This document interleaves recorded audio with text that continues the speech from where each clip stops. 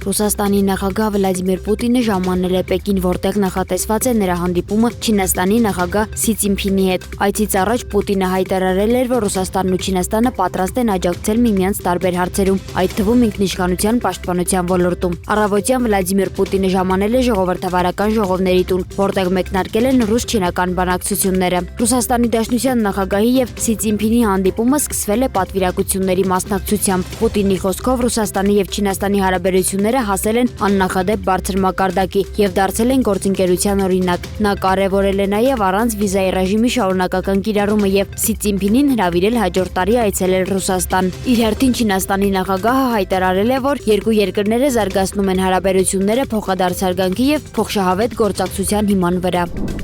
Ուկրաինան պաշտոնապես ներողություն է խնդրել Էստոնիայից Էստոնիայի օդային տարածքում տեղի ունեցած միջադեպի առթիվ։ Այս մասին հայտարարել է Էստոնիայի պաշտպանության նախարար Հաննո Պևկուրը։ Նրա խոսքով ՆԱՏՕ-ի Բալթյան առաքելության կազմում գործող ռումինական կործանիչը խոցել է Էստոնիայի օդային տարածք ներխուժած ուկրաինական հարվածային անօդաչու սարքը։ Պևկուրը նշել է, որ Էստոնիան իր օդային տարածքն օգտագործելու իրավունք տալիս է միայն դաշնակիցներին, իսկ ուկրաինական կողմը նման թույլտվության հարցով երբեք չի դիմել։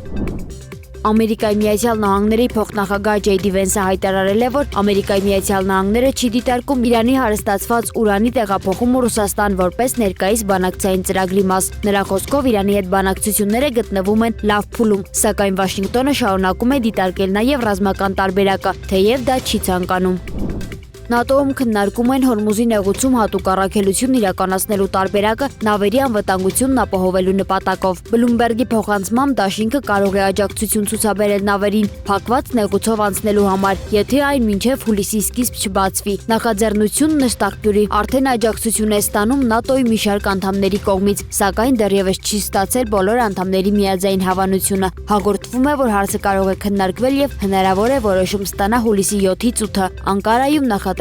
ՆԱՏՕ-ի գագաթնաժողովի ընթացքում։ Վրաստանում վերջին զանգը նշող աշակերտների մասնակցությամբ վթար է տեղի ունեցել։ Թել Ավիվում ավտոճանապարհային պատահարից տուժել են 12-րդ դասարանի աշակերտներ, որոնք նշում էին վերջին զանգը։ Տեղեկությունների համաձայն վիրավորները Վազիսբուանի գյուղի դպրոցի աշակերտներն են։ Վնասվածքներ է ստացել նաև մեկ ծնող։ Դեպքը տեղի ունեցել Ծինանդալի գյուղի մոտ։ Ականատեսների խոսքով մեծ արագությամբ ընթացող մեքենայի վարորդը կորցրել է կառավարումը, բախվել էլեկտրասյանը եւ մի քանի մետր բարձունքից ընկել։ Դեպքի վայրում աշխատել են ոստիկանության շտապօգնության եւ փրկարար ծառայությունների խմբերը։ Նախնական տվյալներով տուժածները ստացել են թեթև վնասվածքներ։